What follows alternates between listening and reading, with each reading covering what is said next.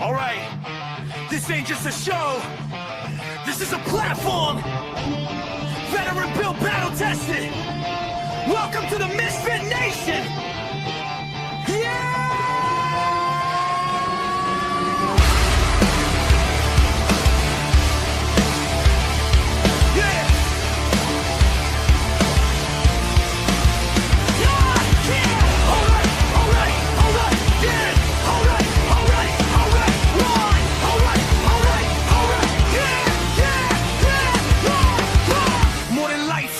In a room, built from boots on the ground, now we breaking the rules. 2 vets, 1 leader, painting the sound, turn scars into sermons, let them echo around. Artists with truth, musicians with fire, actors backstage chasing something higher.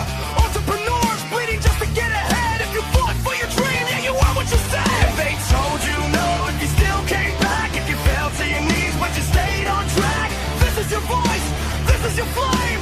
Say it loud, remember the name. No salvation, just elevation. We rise again. From the fight, to the end. We are the Misfit Nation. No damn labels, no damn cages. If you're still breathing, you belong. Turn it up, this is our song. Yeah, this is our song. Yeah. Veterans standing with ghosts in the chest. First responders running in while the world second guess.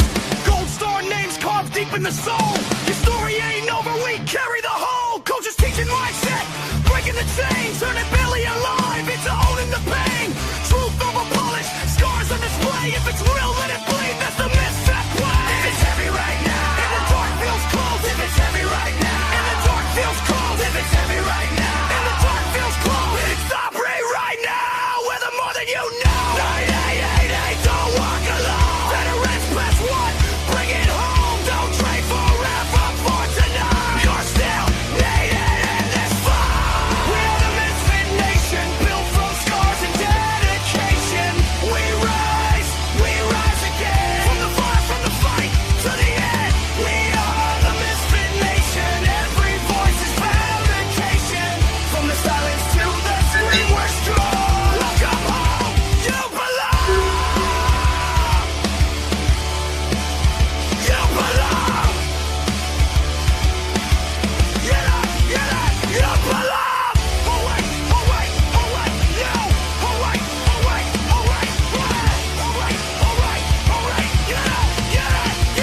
you belong.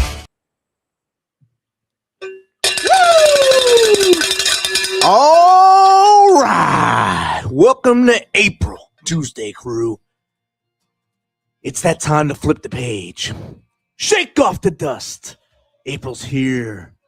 Those showers are coming. A brand new month, a fresh runway, and another chance to crank that energy all the way up. Spring is waking up. The days are getting longer, and the momentum is building, which means it's time for the crew to step on the gas and bring that fire to a whole new level. No coasting, no slowing down. April is about progress, purpose, and pushing forward to everything you got.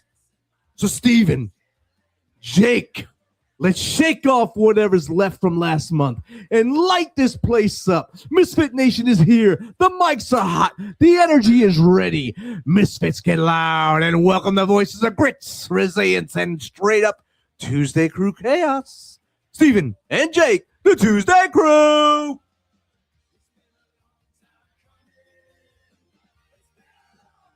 And good evening.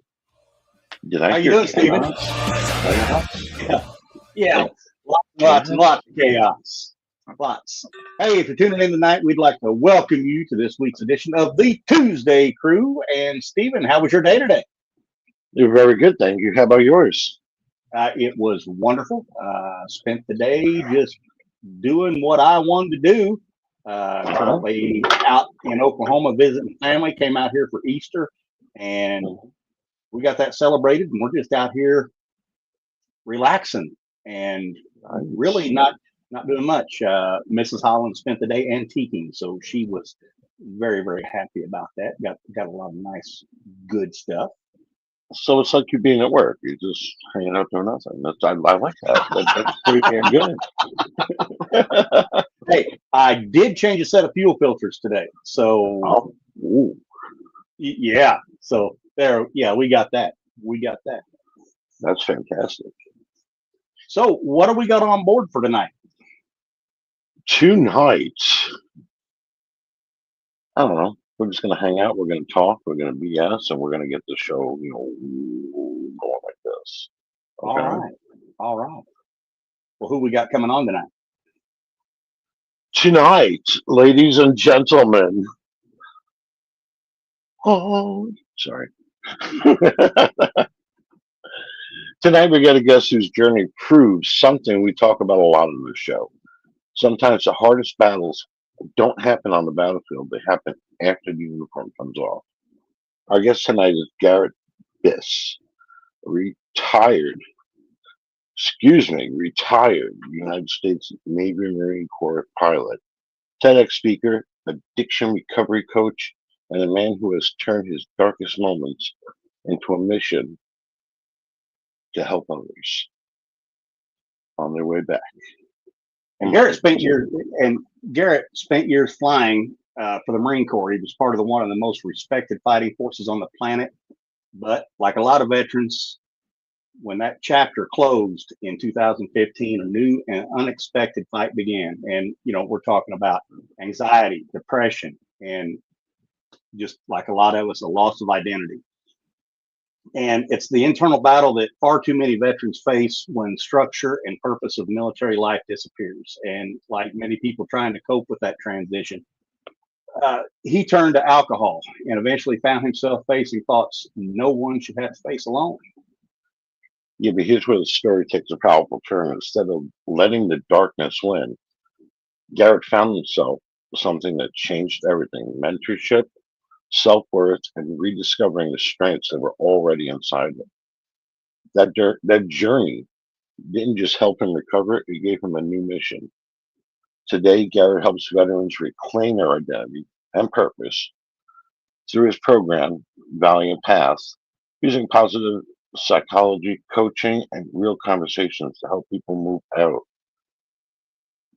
of survival, but into their highest potential. And he also delivered a powerful TEDx talk, and we're gonna talk about how you can get that and watch it. I watched it. It is powerful. It is very powerful, and it's called Unspoken Trauma. And co-founded a recovery residence. He's written books, continues to serve through organizations helping veterans, communities around the world. But tonight, we're not here for the highlight reel.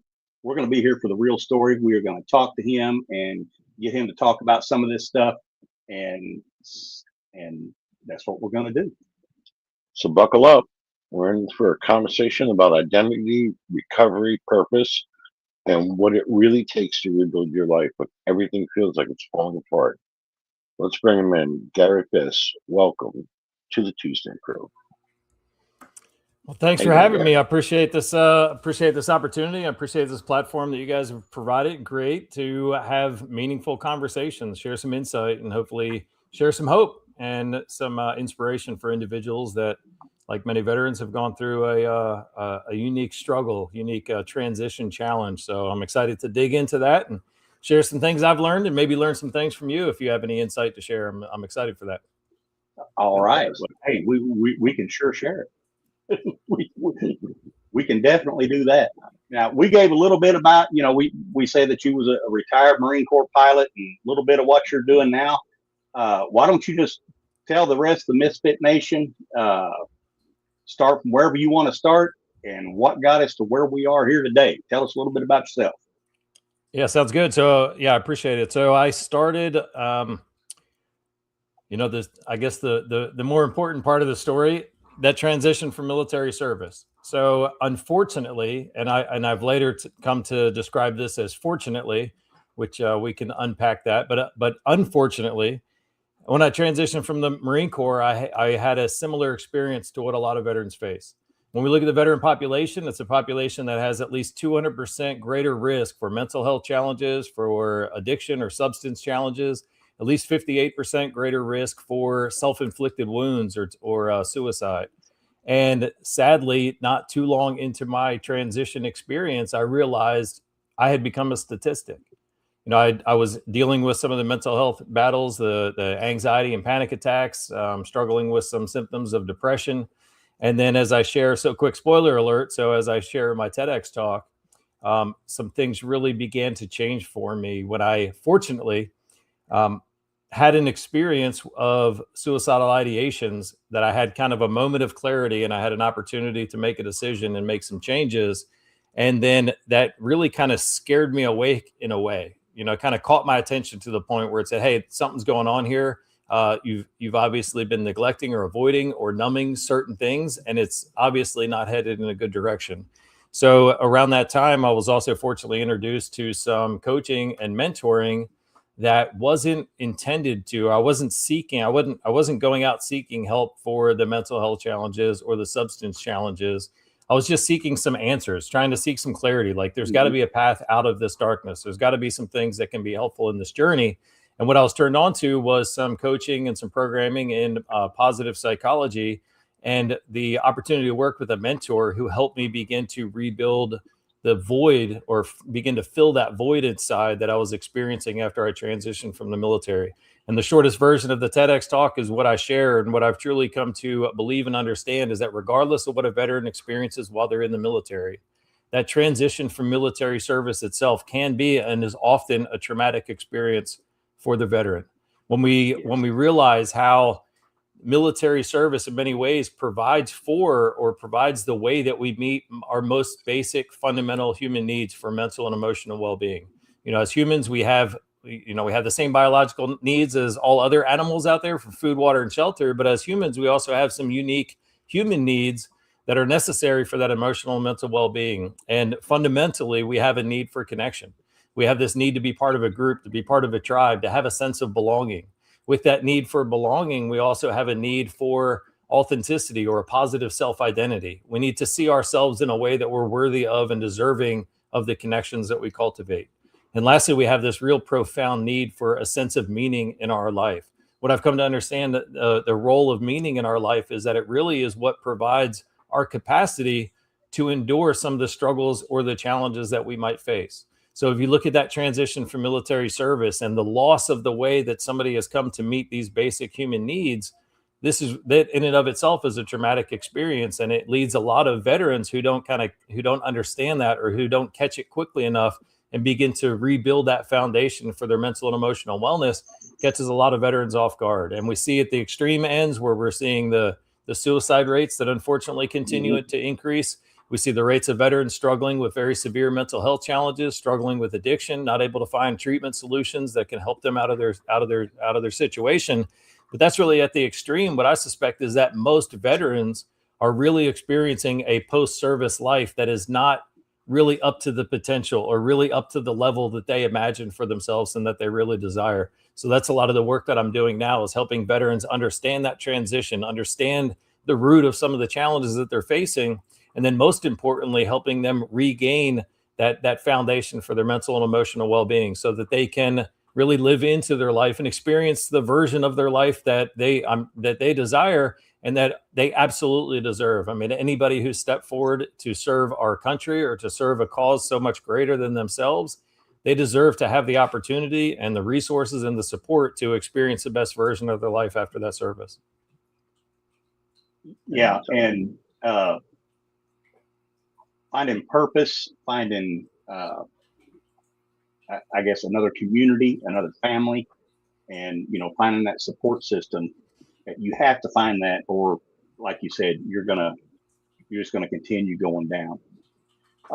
Now, I listened to your TEDx talk, and I come away with 3 or 4 things here that I kind of wanted to comment on and ask you about, and just kind of expound on them a little bit, if you don't mind. Let's do it. It was a very, that was one of the most difficult talks I've ever given. They say, if you give me an hour or 2 hours, I can have a great conversation. Doesn't take much to prepare. But if you fix me to 10 minutes and you give me a certain word count, that was the most challenging thing. So I certainly appreciate an opportunity to dig into a little bit of what I touched on briefly in the TED Talk. You looked like you were standing in front of a firing squad when you was up there, but you handled it real good. Yeah, honestly, I don't even remember. I don't recall the experience at all. I rehearsed it for it so much, and then I just got, I don't know, I just zoned out somewhere and stood up there and delivered a talk. And later after that, I was standing back in the green room talking to other speakers, and I was like, "Hold on, did I go yet? Is it my turn next?" They're like, "No, man, you already went. You went like two guys ago." Yeah, very unique experience. First comment I want to make on it is your beard is coming in very nice. Well, thank you. Man, there was one joke that I was encouraged to take out of it. I was going to say, I don't know if they make Rogaine for the face, but if they do, it's something I might like to try, because I don't cut it. I don't cut it at all. I mean, every once in a while I'll take some of the longer whiskers, but this is all I've been able to grow in. So I don't know if I got to like blow against my finger and try to force it out, but that's about all I'm getting here. I'm very jealous of the long, 6-inch beards that a lot of people grow. And I can go. If I go a week without shaving, I look like a homeless man on the street. You and me both, brother. You and me both. There was, okay, first of all, when you had your friend over and having the bravery, the sense of self, and knowing where you were at that time, to have them go get your pistol and take out of your house. That was powerful. I mean, that hit me. Yeah. I also recognize that I was very fortunate to have that kind of relationship and have an opportunity where I could have somebody help me out in that way and not have to describe it, not have to explain anything about what was going on. And I think, I wish that for anybody who's in that situation, that they find an opportunity to make a decisive action with the support of somebody else, and yet feel comfortable enough that they don't have to fully explain what's happening. They don't have to justify it. They just have to ask somebody to do something, and they go do it.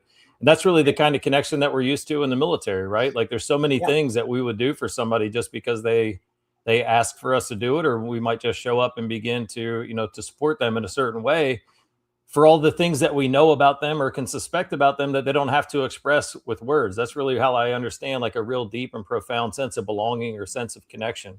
So I was fortunate that I had that opportunity. I don't, who knows what the path or journey forward would have looked like had I not. Yeah. And another thing, you probably knew when you asked it, there would be no judgment. Mm-hmm. And, and I'm sure that, a lot of people probably feel, they don't say something, they don't do something because there's not going to be any judgment, or there might be judgment, or, what's this person going to think of me if I do this? But to have somebody that close and to be able to do that really hit me. And that's an amazing story right there. Yeah. Well, thank you. And another thing that you mentioned that hit me pretty hard was I think you were talking to somebody that it was a Holocaust survivor, or you were talking about a Holocaust survivor, and they stated that suffering ceases to be suffering once it has meaning. Right. And that's from the work of Dr. Viktor Frankl. And he's the father or the founder of the field of study called logotherapy, which is the study of a person's will towards meaning. And one of the things and this is where I said that I've really become to appreciate that a sense of meaning and purpose in our life is really a profound need that we have, because this is in some ways what provides our capacity to endure suffering. So I understand that we as humans, like we're built to struggle. We really thrive when we're struggling, when there's something difficult at hand and there's some challenge before us that really requires all of our skill set, all of our energy, all of our attention. We really thrive when we have something that we can struggle against. And what I learned through his work was that if there's not some meaning associated with that endeavor, with that experience, then really it's experienced as suffering. So I understand the difference between suffering and struggling is whether or not there's some meaning associated with it.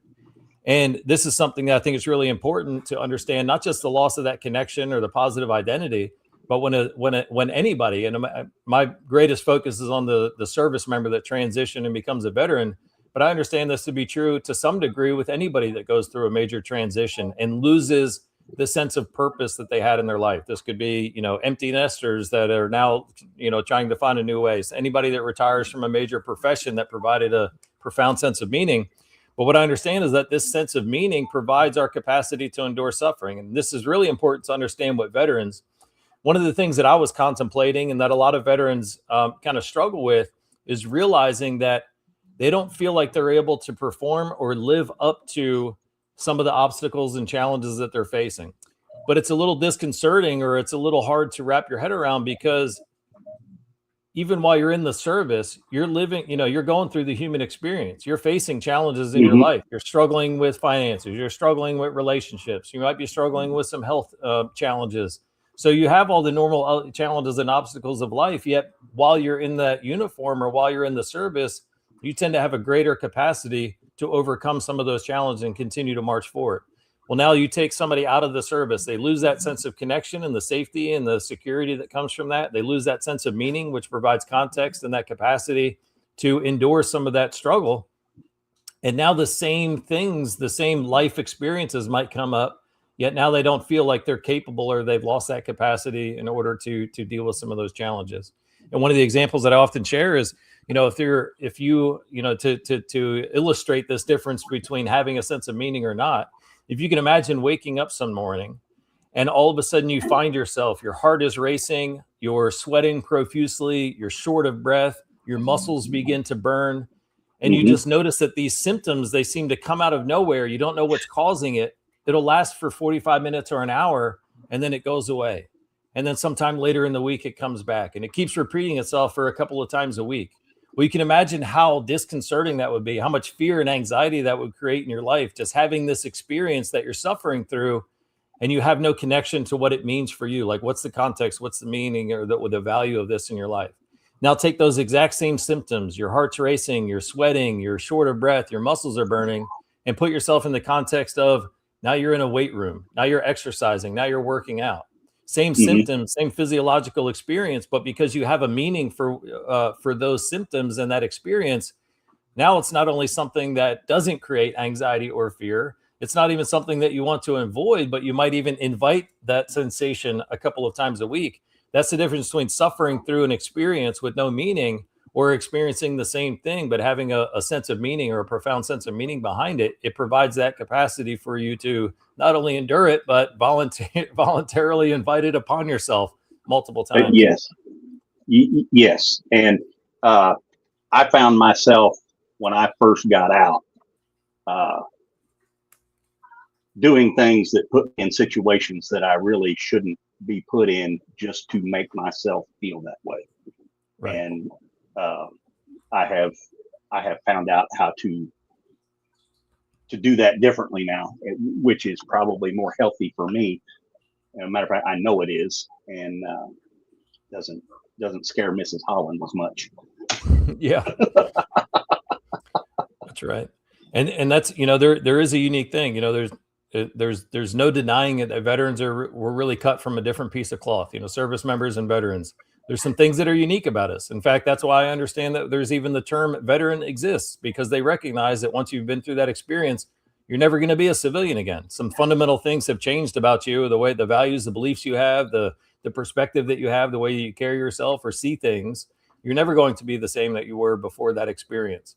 There's also some other interesting traits with that transition, or with this new kind of sense of self, that make the journey, for those that have struggled with a substance or struggle with a behavior, it makes the journey beyond that struggle also unique. And this is one of the things I think creates a lot of challenges for those veterans that are seeking treatment, or that go and try to find support.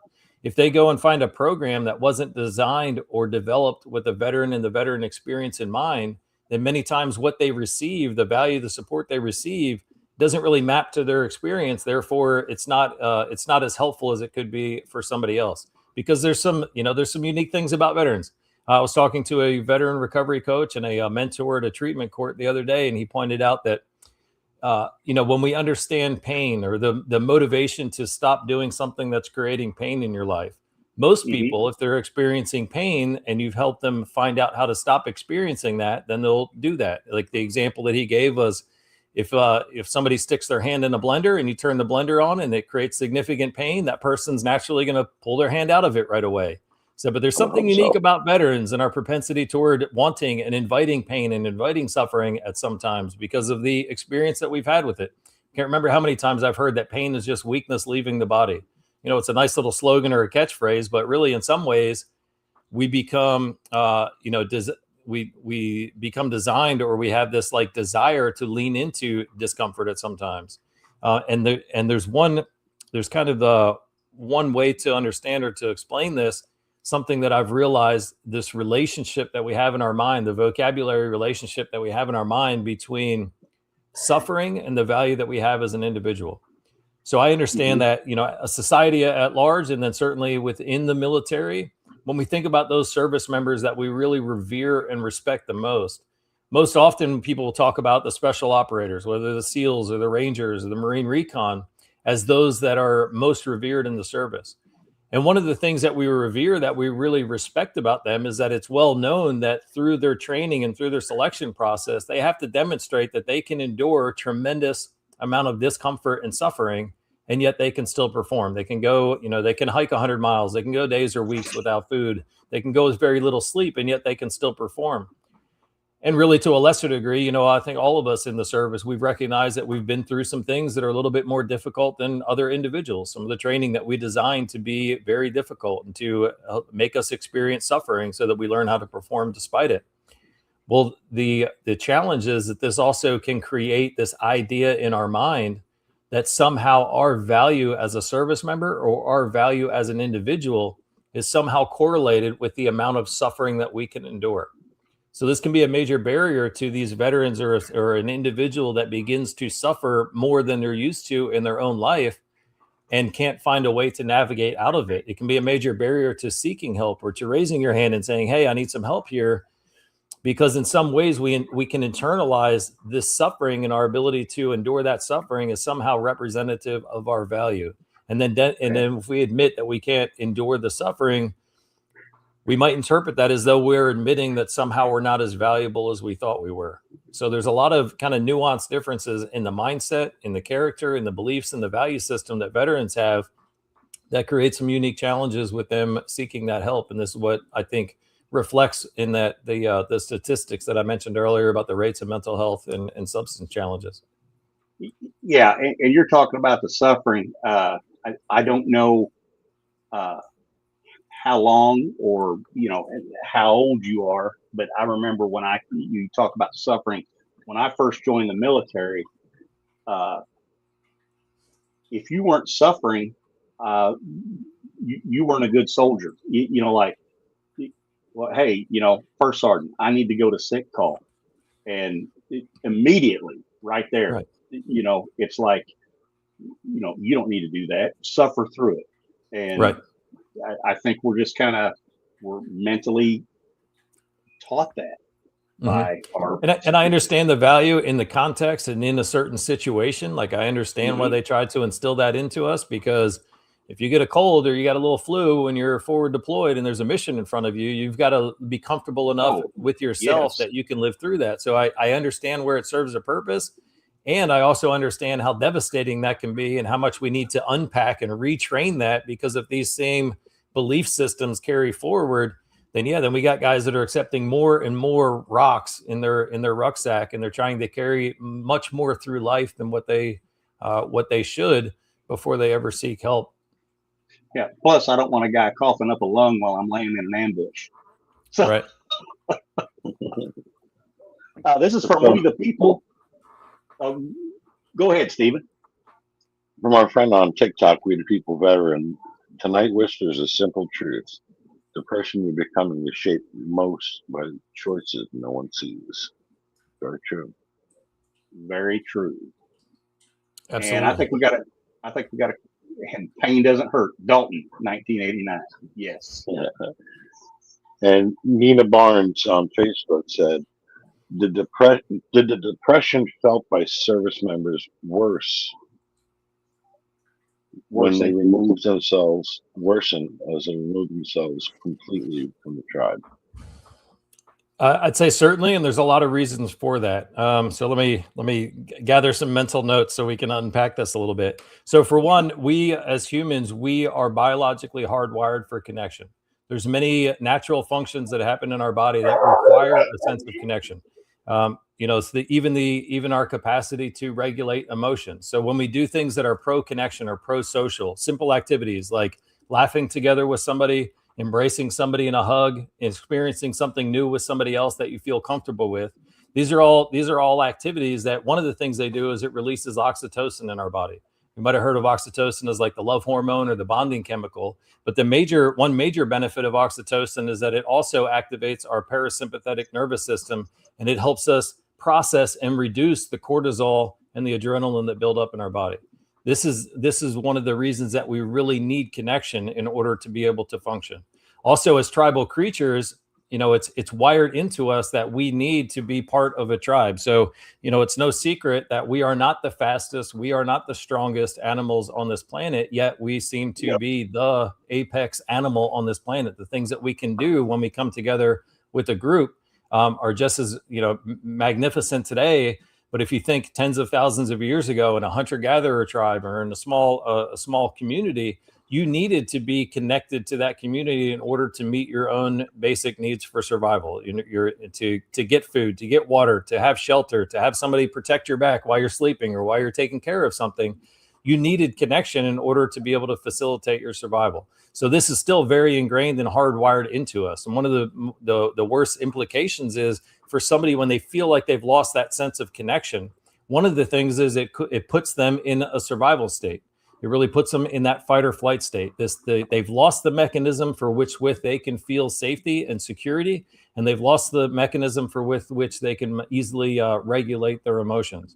When we're in a survival state, when we're in this fight or flight state, or when we're in this triggered state, one of the things that it does is it changes our lens of perspective. So if you imagine you have a zoom lens on a camera, and when you're calm and settled and you feel safe and secure, your zoom lens is wide open. You can see the entire landscape in front of you. You can see all the good and beautiful things in your life, all the things that you're grateful for. And you can also see some things that might be potential hazards. Once you're in that fight or flight state, one of the things our brain does to protect our survival is it alters our perception so that we really zoom in on something that can become a potential threat.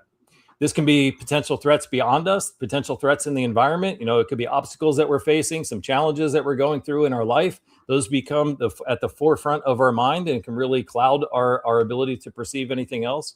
It also identifies and highlights threats that we see within us. So the defects that we have, the weaknesses that we have, the things that we feel guilt over, shame over, these things really come to the surface.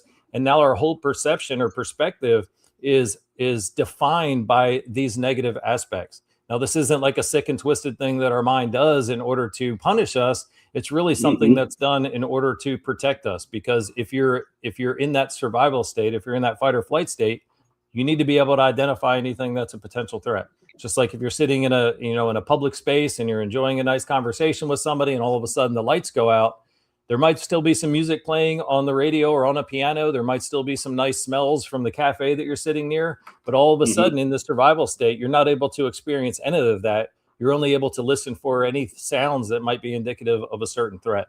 So I mention all this because we can understand how if all you can perceive are the negative things around you, this is naturally going to increase your internal sense of anxiety. You're really in this heightened state and carrying a lot of extra anxiety as you're navigating any of these challenges. So I do believe that there's a very strong correlation between anxiety and depression. One of the things that was most helpful for me was being told that to think of depression not as a noun, but as a verb. Thinking of depression as your body's natural reaction to overstimulation. Really, your body begins to slow down. You become disengaged as a protective mechanism to bring you back into that homeostasis or back into your zone of tolerance. But it can manifest as a lack of engagement, a lack of interest. Really, you're in the survival state trying to conserve energy. So So yes, for all that was a very long response to yes. When somebody loses their tribe, it can absolutely exacerbate their feelings or their symptoms of depression. And since I mentioned its relationship with anxiety, one of the things that I've learned that's been so helpful is when I've had episodes of that depression, when I feel like I don't have enough energy to even stand up or get up out of bed or go do something. It's been really helpful to have that context because I understand that I don't need to find all of the energy that I need to go outside and walk around or, change the scenery or go exercise. Sometimes that can feel overwhelming. It's like, I don't have energy to get out of bed. How am I going to go exercise? But once I understood that it was my body's natural mechanism of depressing my central nervous system in order to deal with that anxiety, well, then I realized, oh, I don't need that much energy. I just need enough energy to start some action, to start some motion, do 5 minutes of exercise to begin to burn down some of that extra anxious energy so that my body can take off this like internal emergency brake that is stuck trying to protect me from that stimulus. Okay. I like that. I like that. You don't have to you just have to have enough energy to get that initial movement. And I like that. Right. I'm going to have to put that into some practice. I got another question for you. All right, Stephen.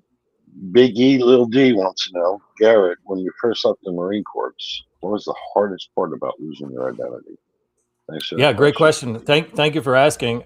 So I think one thing was, a lot of different things to unpack here as well. So one way that I look at that transition from the service is like a second adolescence. So when we think of adolescence, when we think of individuals that are 18 or 20 years old that are leaving the home for the first time, they go out into the world, they've got to begin to understand, develop some values and beliefs about who they are, about their place in the world, about what's valuable to them. I think the same is very true for somebody transitioning from the service, but we don't often think of somebody in their 30s or 40s going through another adolescence. But in many ways, you have to re-find who you are. You have to understand the new environment and the ways that things work in this new environment that you're a part of. So that was a major challenge. And this is something that fuels that anxiety. Like it's very much like there was a great article. I think it was a MOA article that was published recently. I'll try to find it if you want to share it in the comments or the show notes. But it talked about it's very similar to being cast off into a foreign land where you don't speak the language, you don't know the customs, you don't know your way around the city. That's very much what it can feel like when you transition from the service. The hardest part for me was experiencing this internal void, knowing that something was missing, knowing that something didn't feel like it was in alignment, something wasn't right, but not having any understanding of where that void and where that pain was coming from. Kind of back to the exercise analogy. If you or I were to go for a very hard workout today or went for a long run and we woke up tomorrow morning and we were sore, it would make perfect sense to us why we were sore. We would know that it was our body repairing itself. And therefore, we would also know that in a couple of days, that soreness will go away and everything will be fine.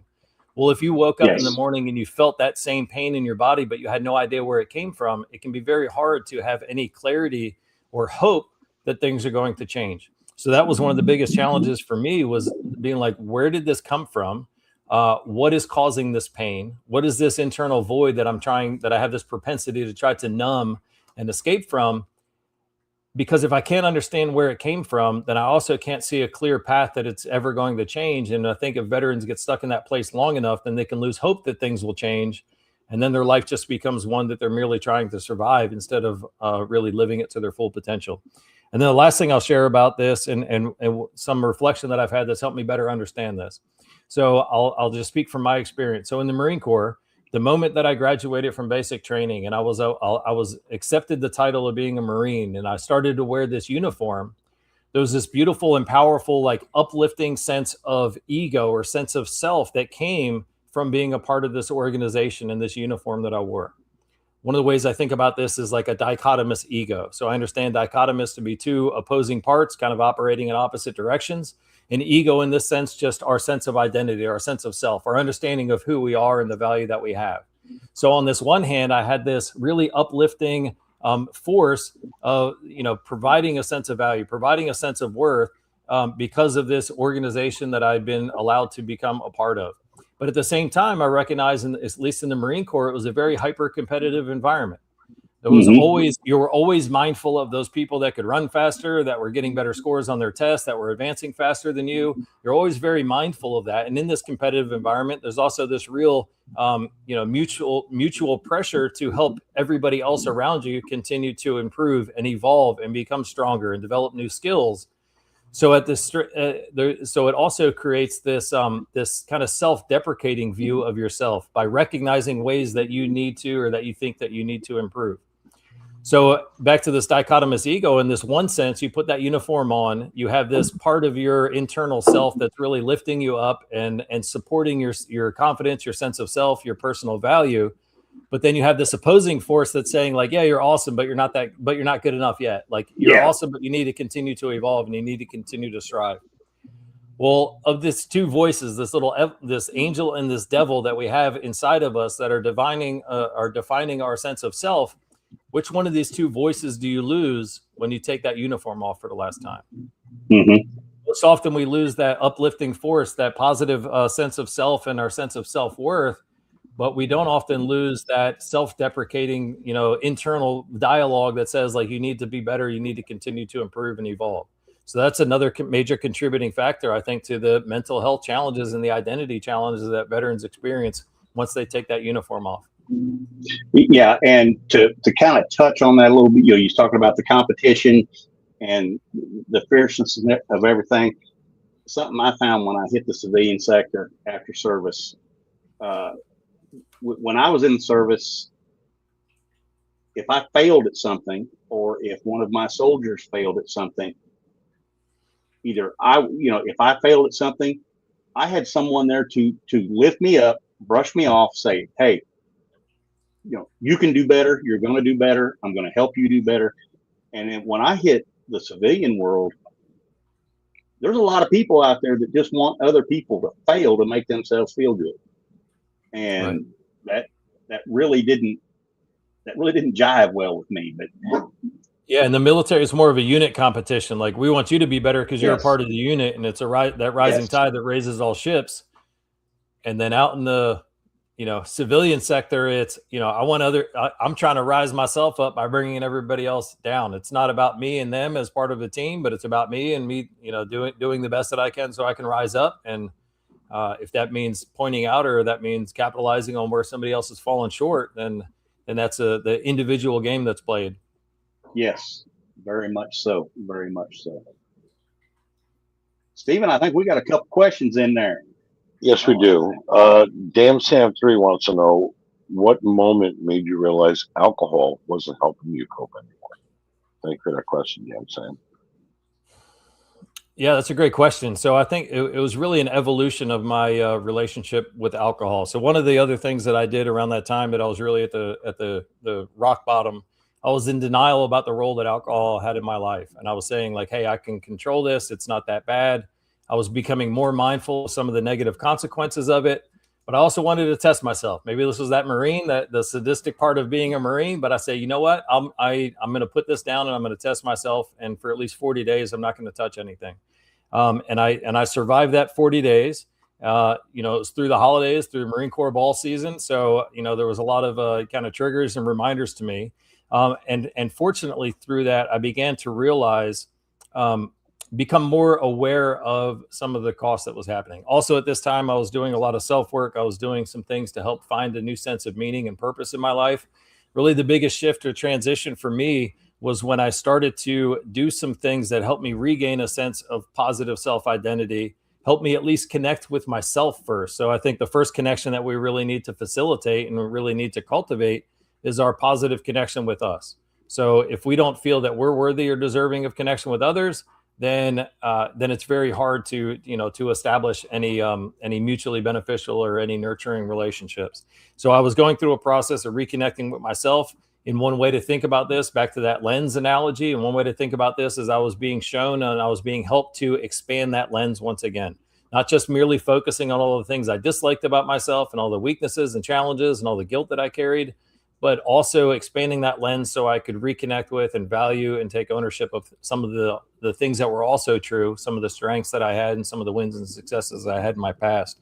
But through this process, what I noticed was that as I regained this connection with myself, and as I began to create a vision for my future and regain a semblance of meaning and purpose in my life, what I realized was that void began to diminish, and the sense of the cravings that I had also began to diminish, and that helped me gain that little deeper sense of awareness of the costs that alcohol or substances or other behaviors were having in my life.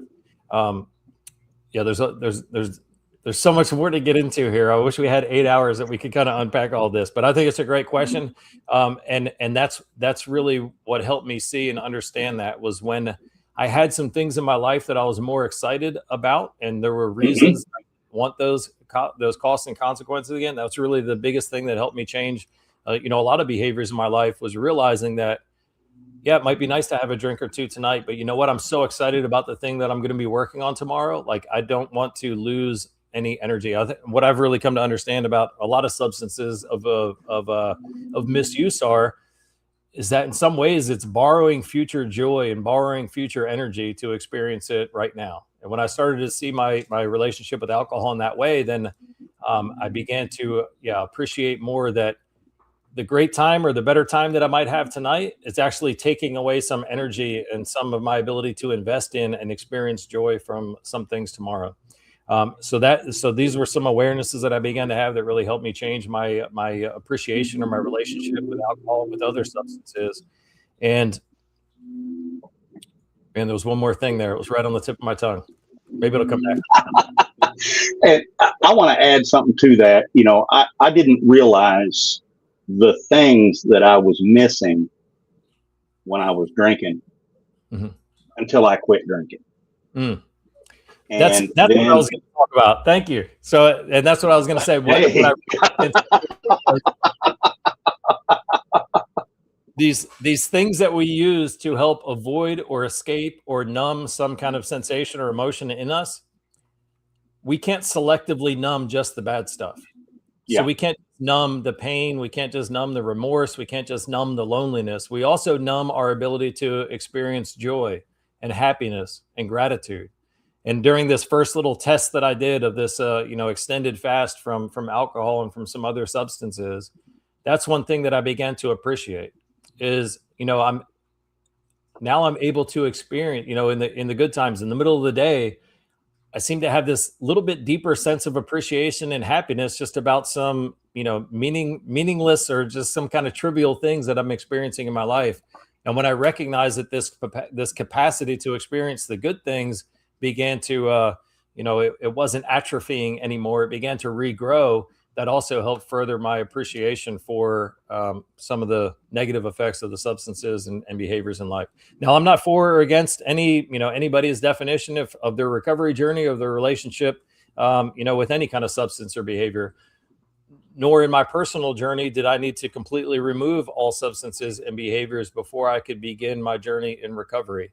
Everybody's recovery journey is going to look a little bit different. I understand in America alone, there's about 38 to 40 million individuals that are experiencing a diagnosable relationship with the substance or a behavior. So experiencing a lot of negative costs, a lot of negative consequences in their life. I also understand that there's not one journey into that rock bottom or towards that rock bottom. There's not one pathway into the darkness. Every individual that has struggled with something in their life, they have their own unique pathway of experiences, of events, of circumstances, of traumas, of biology that influence their journey or that pathway into the darkness.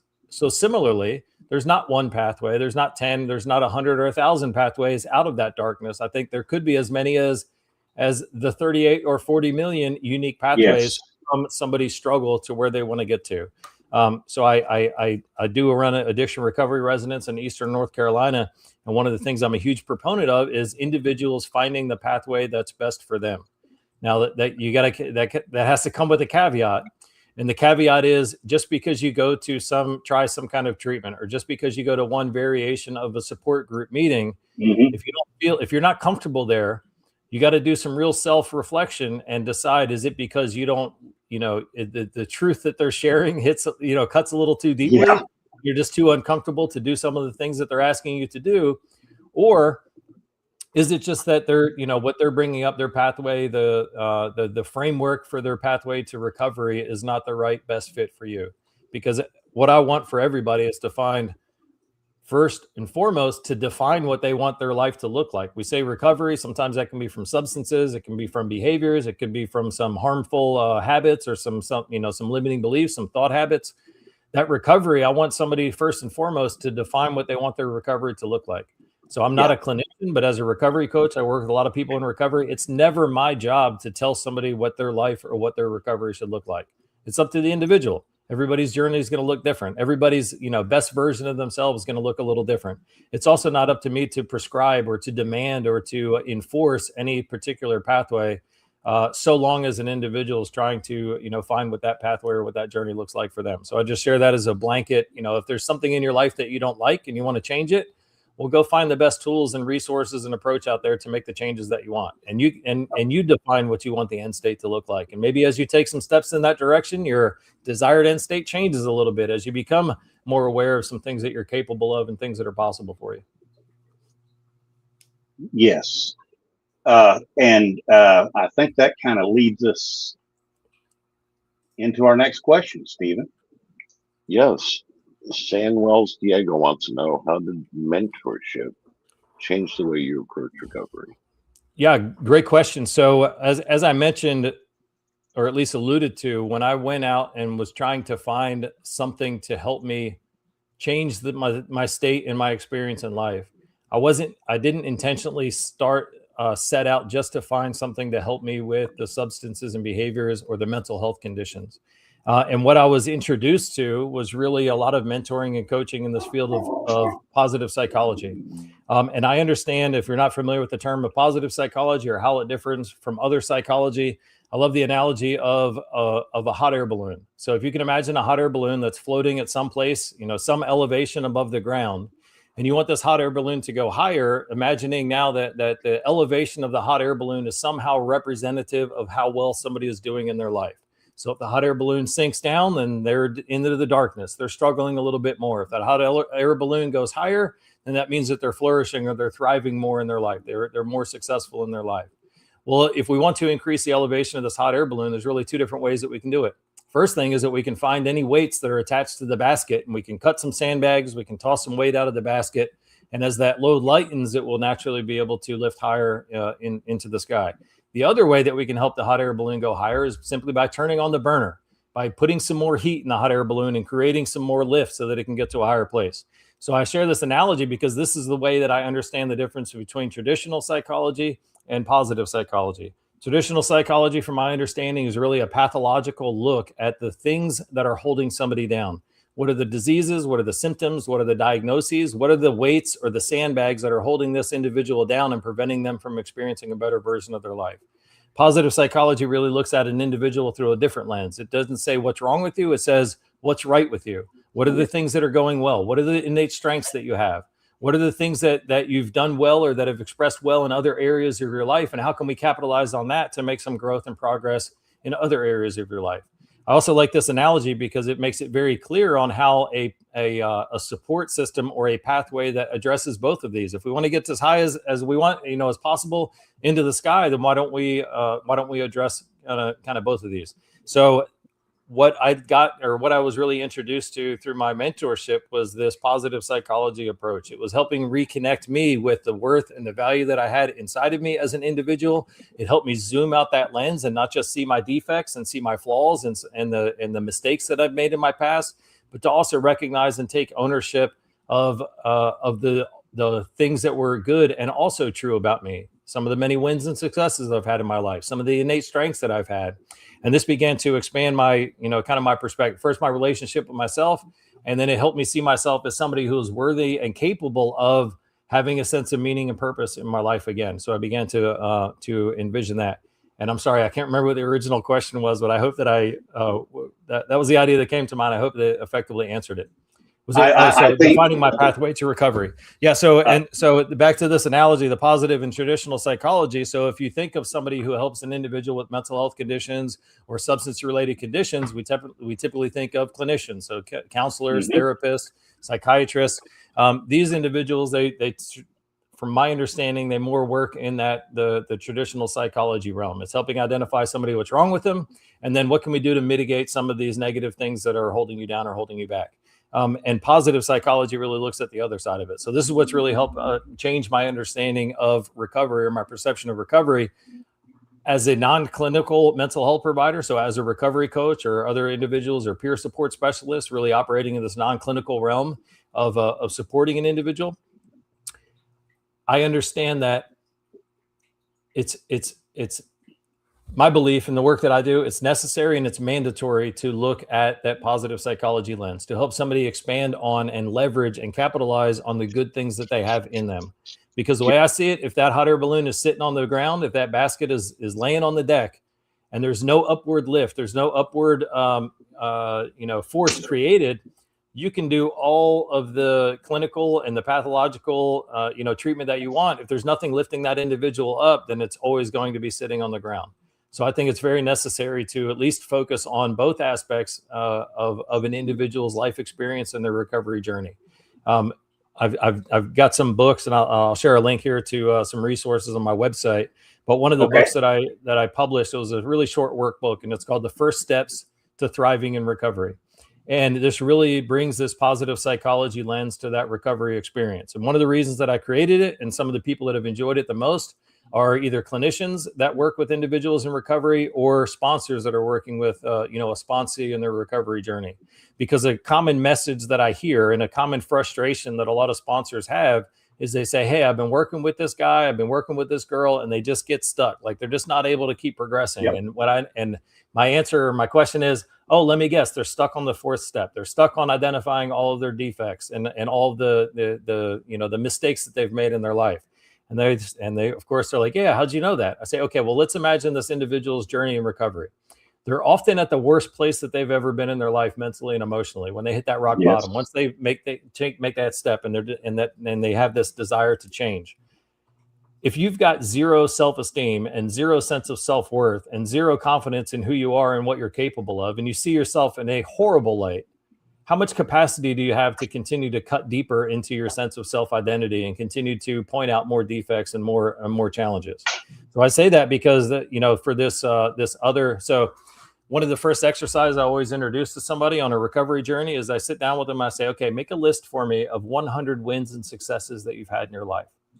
The normal response I get is like deer in the headlights. And they're like, what the hell are you talking about? I'm 30, I'm 40 years old. Obviously, I haven't had 100 wins or successes or I wouldn't be here. Well, to me, that's a litmus test that tells me where their mindset is and kind of how much they're struggling internally with their sense of self-identity. Because I don't care how many mistakes that you've made in your life. I don't care if you're 10 years old or 40 years old or 100 years old. You haven't just had 100 wins and successes in your life. You've had tens of thousands, especially if we're willing to give ourselves credit and recognize a win and success in our life that is so seemingly insignificant or small in magnitude, but is of equal magnitude of a mistake that I made last week that I'm willing to carry over myself for the next couple of weeks. If we can begin to make this shift and focus not just on the things that we dislike about ourselves, and it's very important and valuable work to make a list of things that you would like to change about yourself. But if we're not also looking at the other side and recognizing, reconnecting with the worth and the strength that we have, then you're going to limit your available progress in your recovery journey. So that's been a big shift for me on how I understand the recovery journey. The whole name of it is we're trying to recover something that we lost. Well, we're not trying to recover more shame and more guilt and more self-doubt. We're trying to recover a positive identity, a positive sense of self, confidence in who we are, and a greater sense of self-worth. That's what we're trying to recover. So the approach that I take and the work that I do really focuses on that, what I believe is the most direct path to this. And then the last thing about recovery that's really changed my understanding, I used to think that the word sobriety and recovery were synonymous. I've since come to understand that they're vastly different concepts and have and not that one's right or wrong, but there's some things to be mindful of and consider with how you attribute, an individual's journey. So I understand sobriety simply to be a term that is used to describe the last time that you used a certain substance or behavior. I understand recovery to indicate the time when you as an individual decided that you were going to do something to take positive control of your life and make a positive change. I think, at least in my mind, in my recovery journey, I much prefer focusing on one person's recovery and not on their sobriety, because I understand for a lot of individuals, They're going to have some setbacks. They're going to have some challenges. I don't want somebody to lose all the progress that they've made because they've had an episode of return to use. I don't want somebody to feel like they're back at step one and to completely ignore all of the progress that they've made in their recovery journey along the way. So to me, I always focus on and I talk about recovery because to me, that's the more important indicator of somebody's journey or somebody's path. Yes, and I'm glad that you outlined the difference between sobriety and recovery. That's a big one. Mm-hmm. And Stephen, I think we got another question in there. Got a couple more in there. Ed Such 9 wants to know what makes Valiant Paths different from traditional addiction programs. Thank you. You read my mind. I was going to ask that. Great question. I'm just going to take a stab here and say War Eagle. I don't know if that's what the tag there was referencing, but I got a graduate degree from Auburn, so good stuff. Awesome. I feel like I'm part of my tribe. I think I answered that in kind of my last soapbox moment there. But the big difference is it focuses on it comes from a positive psychology lens. Not just the coaching that I do, but some of the programming that I developed. Most recently, I was invited down to Georgia to develop some really wellness and resilience programming for justice-involved veterans. And the reason that I talk about wellness and resilience as opposed to addiction or suicide prevention or mental health challenges, for one, from a non-clinical lens, like I can't identify and I can't prescribe labels to anybody. So I don't care where they are or what their past has been through. That's not a focus for me. Well, just like I said, what I want to help individuals do is recover something that they lost. To me, I understand a lot of times that's the loss of the way that you feel about yourself, the way that you see yourself, the innate value or the inherent value that you think that you have. I want to help individuals recover that. So that's, I guess, maybe one major common difference. Now, there are some recovery or addiction recovery pathways out there that don't demand or require abstinence as the very first step. So it's not unique in that regard, though many do, which I think is, from my perspective, at least, I think it's kind of silly to require somebody to abstain from the thing, from the diagnosis that they have. They have to prove that they're over it before they're able to access a lot of the care and services that are available. Again, I mean, I can understand where that comes from and why, but it seems a little silly to me. Somebody wouldn't walk into a doctor and say, hey, I've got diabetes or I've got high blood pressure, and they make you fix your diabetes, your high blood pressure before they begin to treat you. A little bit of a rant there. So that's the difference. And then coming from that positive psychology approach. So I don't care I don't care how long the list is of things that you dislike about yourself or the defects that you can identify or the weaknesses that you're mindful of or the long list of diagnoses that you may or may not have. I care about the positive traits in you. What are the innate strengths that you have? What is the value that you have? How can I help remind you or reconnect you with that value and that worth as an individual? And then once we begin to reestablish that vision, then what can we do to accelerate that progress? So positive psychology is also often described or talked about or offered through the PERMA framework. So PERMA is just an acronym that stands for positivity and emotional resilience. The E is engagement. The R is relationships. The M stands for meaning. And then A is achievement. So there's many other things that we can get into to help accelerate that progress by helping you re-engage with things that are meaningful, re-engaging through the lens of your strengths, not through the avoidance of your weaknesses, reestablishing positive and nurturing relationships, first and foremost with yourself. And then how do you bring that version of yourself that you want to be forward to the other relationships that you have so you can cultivate the best relationships to support you? How do we, M, so meaning. So one last thing I'll mention about meaning. So meaning is the pathway that talks about meaning and purpose and how do we cultivate, how do we experience it? We've already talked about how profound a need meaning is in somebody's life. So what can we do to experience more meaning in our life, especially in a journey in recovery, especially if you've been numbing and avoiding all of the positive things in your life? How do you begin to experience and capitalize on the emotions of joy once again? How do you leverage some of the other kind of pro-recovery benefits that you get from having a sense of meaning in your life? And then lastly, achievement. It's like, okay, we've got all these things. Now, how do we actually achieve the things that we want to achieve in our life? The last thing I was reminded of about meaning is one of the ways that we experience meaning in our life is through coherence. So in Dr. Viktor Frankl's work, he talks about different ways that we can experience meaning. And in the first definition or the first way, he describes having a coherence. And this word really jumped out at me. And what I understand and what I believe he's getting to is we can experience meaning in our life when there's coherence between who we are and the skills that we've developed and what the role or what the situation requires of us. If you've spent many years developing culinary skills and you're a master chef in the kitchen, then when you're required to demonstrate or utilize those skills, you can experience a sense of meaning in your life. Yes. Look at a veteran who spent their entire adult life developing a certain and unique skill set and abilities and capacities to perform in a certain way and do a certain or a specific job. If you now transition out and now you find yourself in another role or without a role in the civilian world, and you have no mechanism, you have no opportunity to display or demonstrate the skills and the talents and the abilities that you've developed, that in of itself can rupture that sense of meaning that somebody has in their life. Now, it doesn't mean it needs to stay that way. I think there's a lot of ways that we can reapply the strengths and the skills that we developed in the military. We just need to bring some intention to that and be intentional about, okay, these are some things that I developed in the military. Now, without a role that requires them in that way, I've lost a sense of meaning. But how do I bring the attention to detail? How do I bring that level of intensity to service in this new role or this new opportunity or experience in my life? Yes. Yeah, because the big thing is there's a lot of infantrymen out there that when they get out, they're like, I know how to do infantry stuff. Now, how can I transition that to whatever I'm going to do with my life now? Right. It can be the same skill set, the root, skill or the ability that you developed. It can be applied in many different ways, but if it's not going to be so, it's not going to be as crystal clear. That level of intensity or the level of attention to detail that you develop, that makes you a great operator and helps you see and spot threats that are anywhere around and notice any little thing, nuanced thing that might be out of place. That has a tremendous value too in the civilian world. It's just not going to be in the same application, but you can take that same skill, that same trait that you developed, and map it in a new way to a new role or a new position. Yes.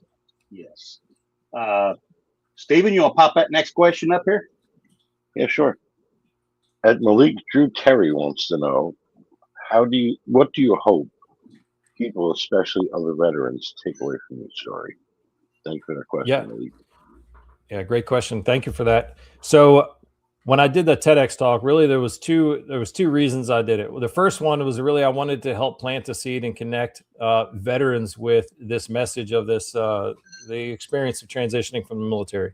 Like I said, one of the hardest things that we can experience is when we wake up in pain and we have no idea where the heck it came from.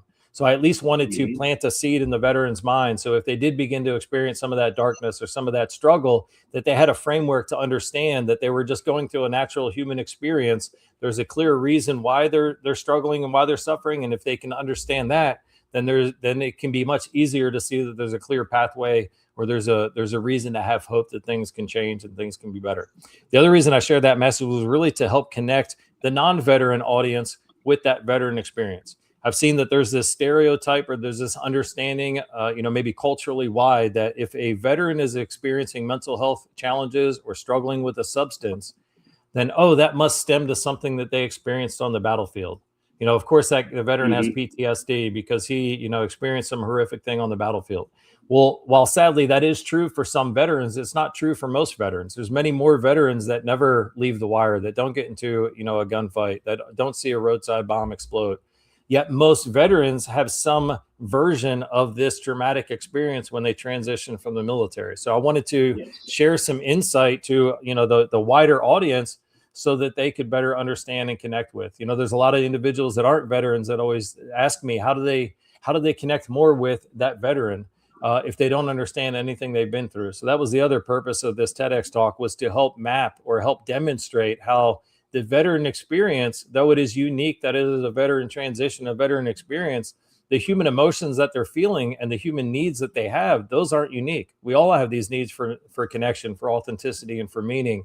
So I wanted to provide, again, a lens or a framework with which individuals could see and understand some of that internal struggle that veterans go through in a way that they can, map it to maybe something in their own life. We all understand how nice it is to feel a sense of belonging and feel like we're connected. We all understand how nice it is to have a sense of meaning. So even if you haven't been in the service yourself, there's some things in your own life experience that I think you can map it to get a better appreciation or understanding of that veteran.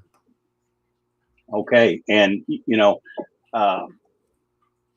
that's what our mission statement is here, is helping other veterans. And, we've been through it, and we want to help everybody out. We want to shrink those numbers that are coming in on the bad side. Right. I don't think we have any more questions, do we, Stephen? No, sir. We do Man, not. I was just getting going. I thought we had another hour.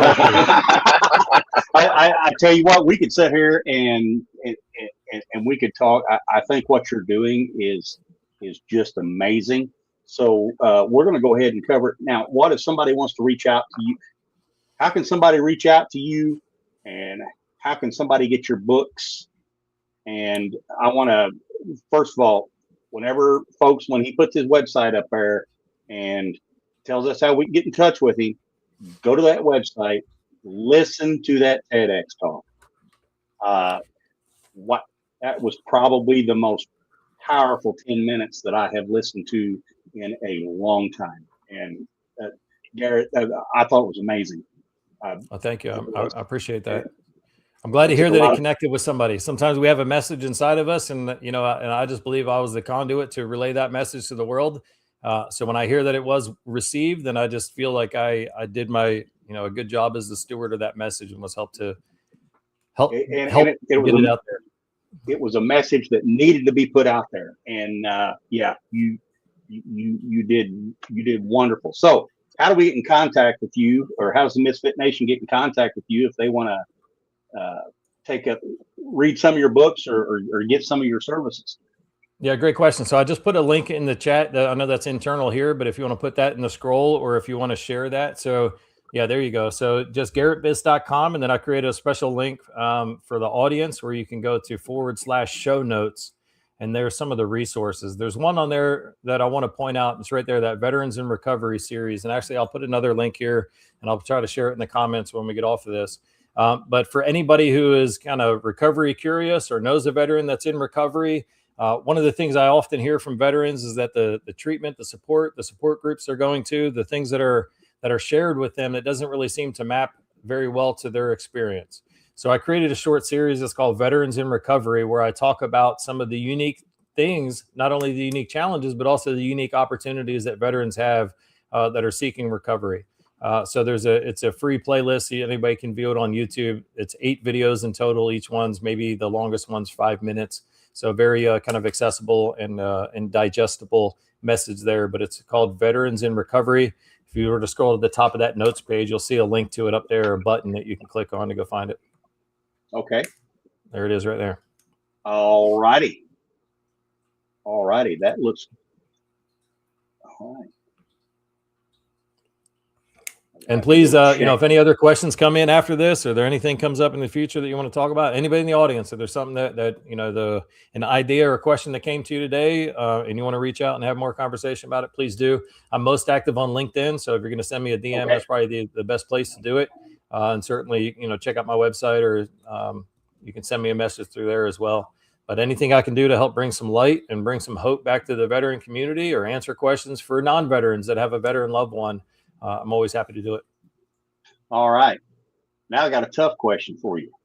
What you got? This is one question in 3 parts, and we ask this of all of our guests. What are 3 things that are non-negotiable that Garret has to do every day, or your day is not complete? That's a great question. So I've been on this cold plunge fix for about the last 18 months.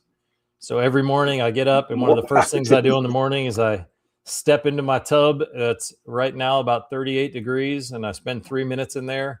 Every morning I hate it. Every morning I try to come up with an excuse why not to do it. And every morning when I get out, I feel like I just had 3 cups of coffee and a full endorphin and flood rush. Interesting thing I read about this kind of cold exposure. They say that the increase or the flood of dopamine that you have in your body after a period of cold exposure like this is equivalent to the increase in dopamine that one would experience from cocaine. The difference is, and I'll admittedly, I don't have experience with cocaine, though no judgment against anybody that does. But from what I understand, that's a very short spike of dopamine that might last 15, 20 minutes. Whereas the benefits that you get from the cold plunge can last 4 to 6 hours. So one of the things I've noticed the most, and this comes back to that anxiety piece, what I understand happens in this miserable experience where I get in the cold plunge, it's kind of taking my resilience. If you think of your resilience as a rubber band, it's really taking it and stretching it to the max. But then when I get out, it allows it to reset. It allows me to recenter. It really brings me back to the center of my zone of tolerance, so that, kind of resetting that stress state. So any stress that might have been accumulating, coming up in my life, it really diminishes that. And not only that, it really strengthens this rebound muscle.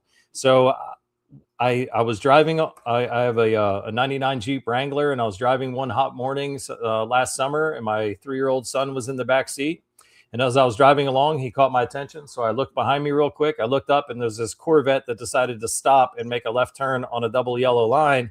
Caught me completely off guard. I slammed on the brakes. My whole Jeep slid. I didn't touch them, but I left 4 skid marks on the pavement on that road. As I left that, I began to drive forward, and I was just waiting for this flood of adrenaline and these endorphins. But what I realized about 2 minutes later, I never experienced that. I felt as calm as I was sitting there reading a book on the beach on a nice summer afternoon. So one of the things that I've come to appreciate only through that experience was the things that would naturally kind of trigger me or really, set me into that fight or flight state. I have a much greater tolerance for resilience against some of those normal triggers. So for that and many other reasons, I highly recommend that. So that's the first non-negotiable. The second non-negotiable is trying to get some form of exercise. And admittedly, right now, what that looks like for me is about 10 to 15 minutes of a little stair stepper in my garage, or some exercise bands that I just try to get the muscles and body moving with.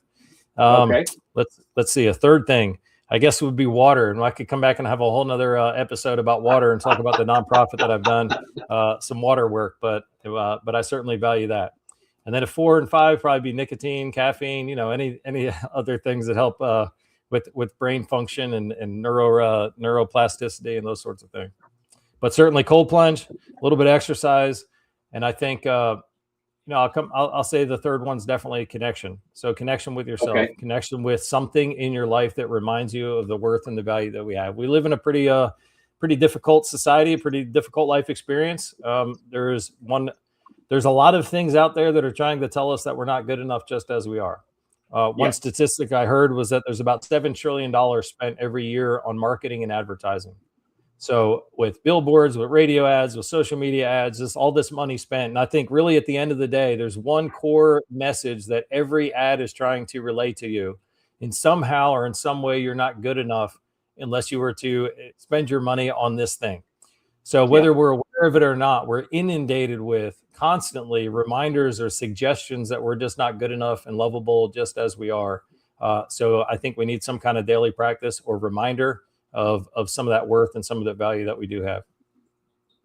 Awesome. Fantastic. Well, hey, this kind of flew by. That was the fastest 10 minutes of my life. You're going to get off here later and you'll be like, did I just do a podcast? That's right. I probably will. Hey, we really enjoyed having you on here, Garret. And I want to put a message out to the Misfit Nation. Hey, if you're out there listening to us tonight and that darkness is creeping up on you, it happens to a lot of us. There's help out there. You get on that telephone, you pick it up, you dial 988. If you're a veteran, hit option 1. There's somebody on that other end of that line that's going to help you. If you don't want to do that, call a friend. Call a friend, tell them your problem. If you don't want to do that, contact us at the Misfit Nation. You can contact Stephen at themisfitnation.com, Jake at themisfitnation.com, or info@themisfitnation.com.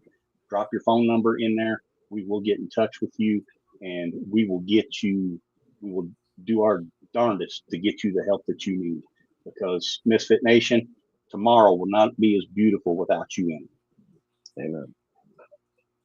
Amen. Parting shot, Stephen?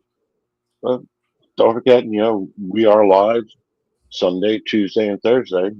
Not you and I, but the Misfit Nation And don't forget to check us out on Reach Across America, Saturdays at 5 p.m. Eastern. You always get your fix. Mission Nation. Plug here, plug here, plug here. Hey, we thank y'all for joining us tonight, and we love you. And until next Tuesday. Garrett, thank you. Thank you again, Garrett. And hey, Thank you so much. hang out a minute. Appreciate you guys. Hang out a minute after we cut out of here.